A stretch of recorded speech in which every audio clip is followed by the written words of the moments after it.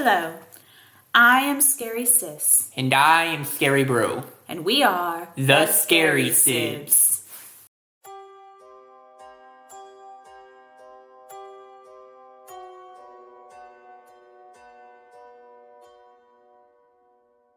Hello, mortals, and welcome to Scary Sibs. The New Year season is a time for revival and reinventing oneself. And just as the New Year is flooded with resolutions that get dropped by mid-February, so too is the horror genre flooded with attempts to reinvent itself. Yet, despite the bevy of remakes, some of them end up being quite good. But which ones are the best compared to their originals? That's what we are going to find out today. In this video, we will be looking at 5 classic horror films and comparing them to their remakes, to see which one, in our opinion, is the better film. Now, we understand that some of these movies have multiple remakes, and so in those cases, we will compare the original with the remake that has the best online rating, to make for more of a fair comparison. Sister, you seem quite chipper today. Is there something I should be worried about? Why, yes, brother. I'm just excited that one of us will finally be able to be laid to rest properly after so long on the floor. Ah, yes. As some of you may remember from our exorcism video, the two of us weren't particularly popular when we were alive. So when we passed, our bodies were simply tossed into this random mausoleum and forgotten about. We've been laying on this cold floor ever since. But yesterday, it was revealed that one of the occupants of this crypt, Jonathan J. Jonathan, liked to walk on grass that had a "Do not walk on grass" sign on it. Ashamed of this, the Jonathan family had his body exhumed and buried in an unmarked grave. This leaves a spot open for one of us on the wall. Indeed. I can't wait to move into my new final resting place. Wait, into your final resting place? What makes you think you will get that spot? Well, I'm younger, more adorable, and most importantly, I didn't cause the accident that ended our lives and caused so much property damage. I think the maggots have been eating away at your brains, sister, as you indeed were the cause of our demise. Besides, I'm older and more well-dressed. It will be me that our caretaker selects. Oh, please, you call that cheap thrift store suit well-dressed? I think the decomposers have been having a nibble at your brains. The current state of our brains aside, the fact of the matter is that there are 2 of us and only 1 spot available on the wall. So, how do you propose we settle this? I know. How about we turn today's video into a contest? Since originals and remakes are facing off, so shall we. We'll tally up how many originals are better and how many remakes are better, and if the remakes win, I get the spot since I'm the newer and more improved version. And when the original films win, then I will get the spot, as I am the first and best release. It's a deal. Good idea, by the way. I was afraid you were going to propose we settle this by candle juggling. Not your best proposal.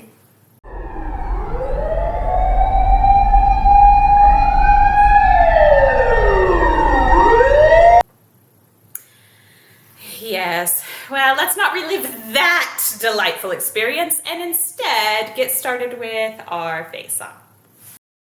Let us start with one of the most celebrated horror films of all time, 1978's slasher classic Halloween, and its 2007 remake, starting with the original. It's a film that hardly needs any introduction, but for those of you unfamiliar with it, the movie centers on the serial killer Michael Myers, who killed his sister on Halloween when he was a child, and now, having escaped from an asylum, has returned to his hometown to continue his killing spree. This movie is beloved for many reasons, including its iconic villain, its creative scares, and the fact that it can effectively be scary without relying on over-the-top violence or a heavy budget. This movie is still so scary in so many ways, which is impressive given its age and low budget. There are some continuity issues here and there, like the lush green trees when it's supposed to be Illinois in October, but viewers can overlook and ignore these things when they are given an iconic villain like Michael Myers. The original Halloween still stands the test of time as one of the most effective horror films ever made, and it's one of my personal favorites. Halloween was remade in 2007 by director Rob Zombie. The Rob Zombie remake of the horror classic takes a different approach in many ways. One way I really enjoyed was seeing the backstory of Michael Myers. I especially liked delving into his relationship with Dr. Loomis, as that was something lacking in the original. The downsides to the changes were adding a lot more explicit content and a lot more gore. It also felt like some of the simplicity that made Michael scary was just not there in this version. Granted, the first half of this film was quite good, as I liked seeing Michael's past.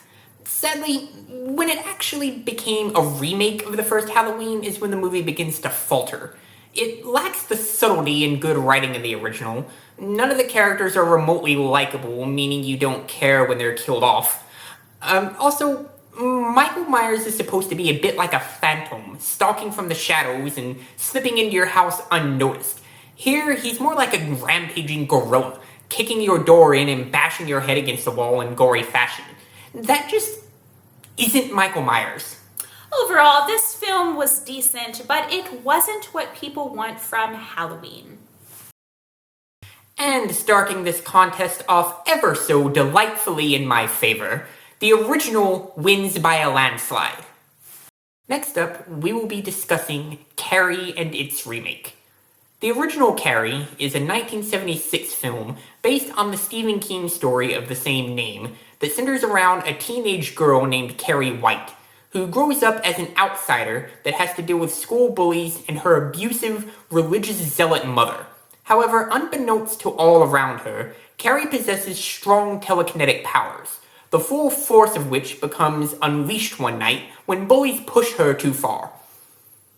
This original film is great in so many ways, but there are pieces of the film that show its age a bit. The acting of the main character is phenomenal, but a few of the side characters have some pretty poor acting skills. It is a good story, though it can drag at times, and the pacing feels a bit off.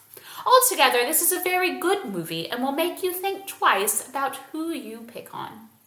This movie is a good example of a horror film that makes you feel genuinely sorry for its quote-unquote villain, and actually want her to make it out of everything okay, even though you know from its most famous scenes that disaster is sure to ensue.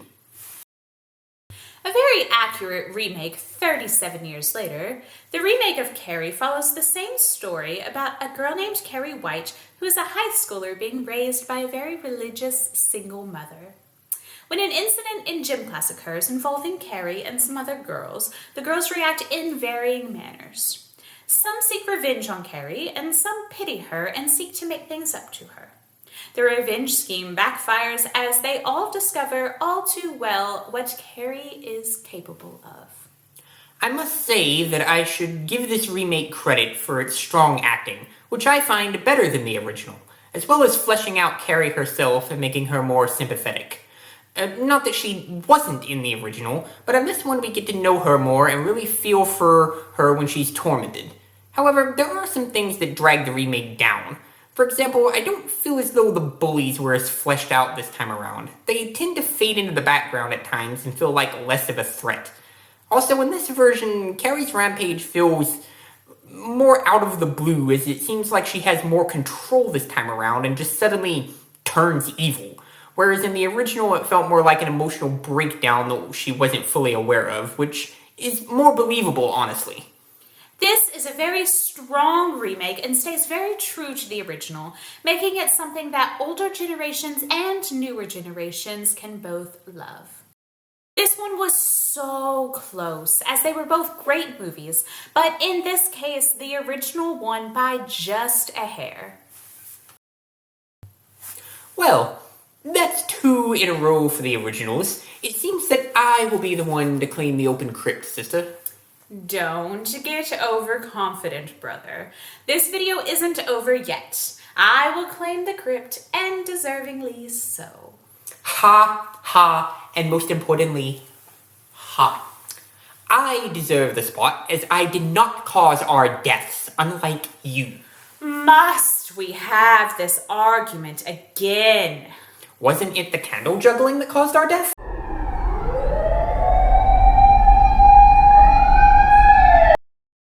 No, it was not the candle juggling that caused our deaths. We escaped that fire. I seem to remember our deaths involving water. Yes, as I recall, there also was a Wolverine present. Well, regardless, I can tell you one thing that did not have a hand in our undoing. A clown in a gutter. Weird, random thing to say. Anyway, on an unrelated note, our next comparisons will be the 2 adaptations of Stephen King's It.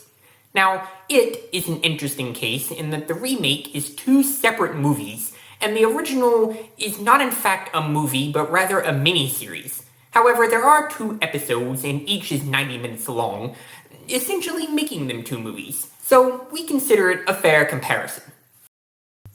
To begin, let's look at the original. This 1990 miniseries, much like the Stephen King book on which it is based, focuses on a group of kids known as the Losers Club, whose hometown of Derry, Maine, is held in the grasp of the titular It, a malevolent entity that takes the form of its victims' worst fears, its favorite form being that of Pennywise the Clown. Both as kids and later as adults, the losers must find a way to destroy it before it claims them all. This miniseries does have a lot to offer. A creative story, taking some of the best elements from the book, as well as strong acting from the children, as well as Tim Curry as Pennywise, who's just chewing scenery left and right, and acting like, well, a clown. He is easily the best part of this whole thing. There are so many great things about this original. The acting was good, the story was well developed, but the one thing that took away from it a lot was the switching back and forth between the past and the present. This narrative choice made that action very slow moving, the story hard to follow, and the characters seem less developed.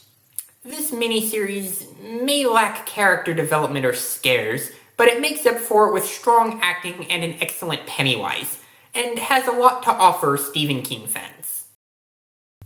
The It remakes are 2 separate movies, as Brother previously stated. One was made in 2017 and the second in 2019. These films took a different approach from the original. The first film focused on the losers as kids, and the second film as adults. The basic plot and characters are exactly the same as the original, with only minor changes. But the decision to split the storyline like this allowed viewers to get a more accurate picture of both narratives, and it allowed for the story to move quicker with fewer confusing moments. The acting in this version is great, from the kids as well as the adults, and the ending is different, though it is hard to tell which ending is better because they are both less than one would hope for. The film series is much better acted than the miniseries, and is far scarier owing to a much more terrifying Pennywise. Though one thing these films fall short on is tone. They're bone-chillingly scary one second, and then the next second has the losers cleaning up blood to a pop song. Also, as Sister said, the climax is a bit underwhelming. Better than the miniseries, to be sure, but the way Pennywise is actually defeated is, let's just say, interesting. Overall, this was one of the best remakes to a classic that we have seen. It kept the charm and vibes from the original, but improved in many ways as well. Though both had their merits and their faults, the remake wins by simple virtue of adding an element of horror that the original sorely lacked. Next, we will be comparing the Texas Chainsaw Massacre with its later remake. Starting with the original, this 1974 grindhouse slasher follows a group of young people going on a trip through the Texas countryside, who find themselves hunted by a family of cannibals, including the skin mask-wearing, chainsaw-wielding Leatherface. Now, the hapless victims must try to find a way out of this nightmare before they end up on the wrong side of the chainsaw. This film is your typical early slasher film, filled with flat characters, over-the-top acting, gruesome deaths, a plot that feels spotty, and many unanswered questions. The ending was surprisingly good, and the concept was groundbreaking, as this film is almost 50 years old. Many remakes and sequels exist because the drive for a good film is there underneath all the issues, and someone wanted it to fulfill its potential. In the end, I can understand why this movie is considered a classic, as it introduced so many, at the time, innovative concepts. But compared to the movies that came after it, please forgive the forced pun, but it doesn't quite cut it. See what I did there, sister, with the cutting? Because it's a chainsaw movie. Sister, did you see? Sister. I saw. Good. As I previously stated, there are a lot of remakes to the original Texas Chainsaw Massacre, so we went with the version that had the best online rating, which was the 2003 version. This movie follows the story of a group of friends traveling through Texas to attend a concert. When they pick up a female hitchhiker, their lighthearted trip takes a dark turn. After many incoherent sentences, the hitchhiker takes her own life in the van, and the group is surprised and disturbed. They're trying to figure out what to do, and they stop at a local gas station for help. They are directed to a nearby mill. They soon realize this town is like no other, and not in a good way. One by one, the group is soon picked apart, giving fleeting hope, and then slashed back down again in increasingly disturbing ways. I have to be honest, sister. I can't find much to criticize here. This film gave me what I thought I was going to get from the first one, a chainsaw massacre in Texas. While the first movie was disappointingly lacking in gore and body count, this one had both in spades, taking more advantage of the premise and expanding on the villains' backstories in satisfying ways that fleshed them out. I was thoroughly impressed. So, you're saying the remake was better? Again? What was all that trash talk earlier? Don't celebrate prematurely, sister. We still have one movie left to go, and as we are now tied, this is now anyone's contest. Well, not anyone, sister and myself, but you know what I mean. All in all, this one was no surprise. This remake is so much better than the original in every way, and successfully does what the original was trying to do. For our final comparison, we will be looking at The Evil Dead versus its remake. The original Evil Dead is a true classic for horror fans and needs a little introduction, but as it's our job, we shall do so anyway. This 1981 horror comedy centers on a group of friends traveling to a remote cabin in the woods. While there, they find and play a recording of the previous owner reading a passage out of the Book of the Dead, which awakens a horde of demons that possess and massacre the stranded friends. The acting, plot, scares, and impact of this film are all very impressive. The over-the-top effects and distorted transitions are humorous, and this film is altogether masterful in a very specific way. This is one of the few incredibly campy films that still manages to be terrifying somehow, and we are here for it. With creative creature designs, the beginnings of an iconic protagonist, and a perfect blend of camp and terror, this movie is a unique experience and one of the better horror films we've seen recently. The 2013 Evil Dead remake follows the story of 5 friends going to a remote cabin in the woods. Mia, one of the group, is trying to rehabilitate and kick an addiction. The others include her friends and her brother, who are there to help and support her. When one person finds some witchcraft items in the basement, they accidentally let an evil force loose that picks the group apart one by one, starting with poor Mia. This movie is definitely scarier than the original, abandoning its predecessor's cheesy, campy tone for a more serious horror film that definitely delivers both fright and gore. Sadly, this is the only compliment I can give it, as the original surpasses it in every other way. First of all, the characters this time around simply weren't all that memorable. Granted, in the original, only Ash was the standout, but at least he's something. I don't remember a thing about any one of the people in this one. Sadly, the film's second sin is also its most egregious: a lack of imagination. The original Evil Dead and its sequels went over the top with its monster designs, giving us ghouls that were both gross and inventive. Here, they just look like every other possessed person in every other demon movie.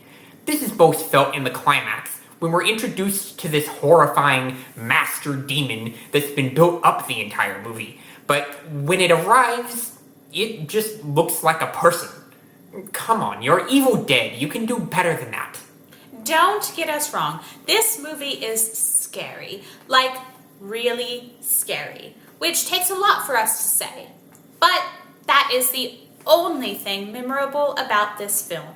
It does not have the charm of the original and feels bland and overdone. There are also a lot of plot holes here. Like, who in the world are the people at the beginning of the film? Who knows? Well, it likely will not surprise many, but the original Evil Dead is the superior film and will remain a classic for quite some time. Well, sister, it was a bit of a close call, but I believe that the originals have won.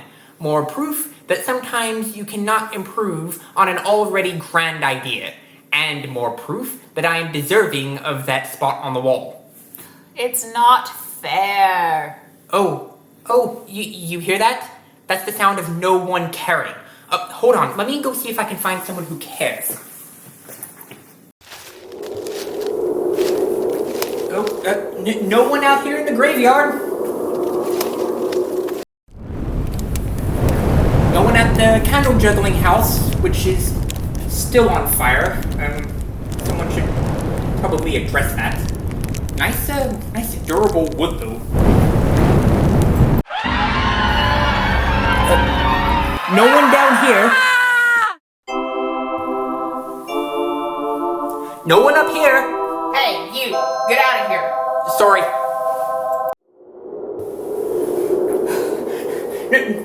Not even anyone in Antarctica.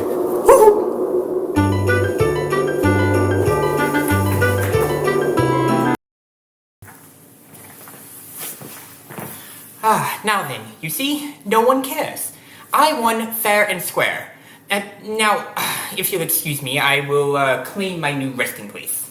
Are you quite finished yet? Brother, the caretaker's coming. Get down. She mustn't know we are undead.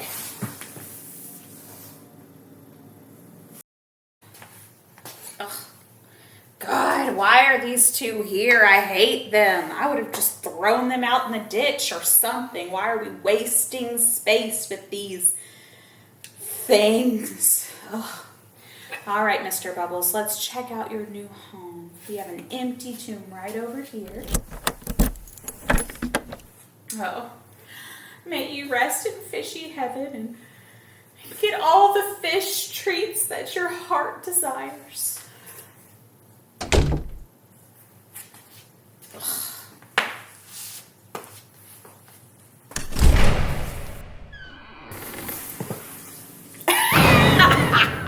Wait, what happened?